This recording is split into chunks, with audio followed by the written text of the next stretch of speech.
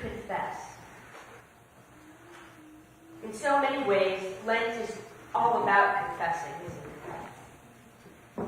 And in the Catholic tradition, they make beautiful little rooms for you to go in and confess. And oftentimes, many of you, if you grew up Catholic, may have been expected to go to confession, or if you went to Catholic school, weekly. And then it came, well, maybe we should do it during Lent. And then, now it's less and less. Unless you go to some Central American countries where people go to church every day, confess every week, and participate in that kind of faithfulness. Both of our worship books, the Book of Common Prayer and in the Lutheran Book of Worship, there are rites for confession. In our book, it's on page 446. I believe in the Lutheran book, it's either 169 or 196. If you want to check me on that while I'm doing this, you can. But I think that's close. But let me just read the rubrics here of what it says. The ministry of reconciliation, which has been committed by Christ to his church, is exercised through the care of each Christian as for others, through the common prayer of Christians assembled for public worship, and through the priesthood of the church and its ministers declaring absolution. The reconciliation of the penitent is available for all who desire it. It is not restricted to times of sickness. Confession may be heard anytime, anywhere. It goes on to say that there are two equivalent forms of services that are provided here to meet the needs of the penitent. The absolution is that these services may be pronounced only by a bishop or priest. Another Christian may be asked to hear a confession, but it must be made clear that the penitent, that absolution will not be pronounced. Instead, a declaration of forgiveness is provided. And then it goes on to talk about how this happens within the church and what that looks like. What page is it? 196. It says something very similar in the green worship book, very similar to the red worship book. Confession. Not something that we think about very often, is it? No. But as we have talked for the last several weeks, one of the things we've talked about is how do we take care of our soul? You know, we exercise our mind, we exercise our body, we try to keep these things in shape. Excuse me, but what do we do to take care of our soul? And during Lent, this is exactly the time that we're supposed to think about this. So I'm going to ask you to consider the following practice this week. What would it be like if you sat down with a piece of paper and a pencil and you wrote down your confession? What would you confess? The beginning of understanding what we confess is naming it to ourselves.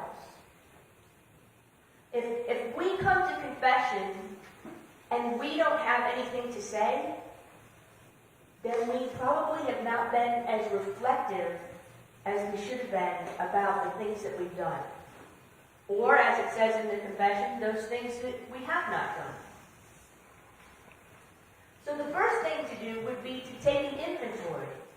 If I were going to confess, if I were going to share that, I'm going to share it first with myself, and I'm going to write down, I confess that I have not loved my neighbor as myself, eaten too much, not loved myself as much as I've loved my neighbor, spoken harshly to someone that I shouldn't have,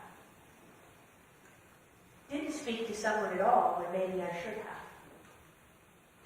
Each one of us has to come up with the things that we know in our hearts are things that we should confess. Recently on social media, it says, the Episcopal Church, confession available to everyone. Some should, a few must. Right? So the clergy, are available for confession during Lent, if that's something that is something that will help you. And if there are enough people that are interested, sometimes confessing to your own priest is not something that's as comfortable. But if there are a group of people that would like to consider the concept of doing confession during Lent, and would like to have another priest hear their confession, then I'm willing to trade with one of my colleagues and go to their church if they would be willing to come to our church. Because sometimes that's more comfortable. And what's the most important is that we first acknowledge to ourselves those things that we need to confess. And then we should decide if this is something that we need to be able to take one step further and share that with another individual to be able to have the benefit of absolution. You can, as it said in the book, share it with a friend, another person, and they can then work with you to understand that all of our sins are forgiven when we confess. And God is waiting for us. We say, well, why do we have to confess? Because God already knows what I'm doing. Well, if you remember raising up a young one, and you bring them in and say, excuse me, Johnny, can you tell me about this? Because you kind of already know what's happened. And you're waiting for your young molded prodigy to share with you what's going on. You hope that they're going to say, well, I did this, and I did that, and I did this. That's a good day, right? What happens if the little one goes, I don't know anything about it? Wasn't me. It's kind of like Eve, right? Adam and Eve. It wasn't me, it was him. It was her. It was a snake. So you're right. God knows what happened. But we have to be honest with ourselves, and we have to be honest with God. And until we're honest with ourselves, and until we're honest with our God, then that relationship, as you know, even with the child, then there's a strain on that relationship because there hasn't been an explanation or a sharing of the truth.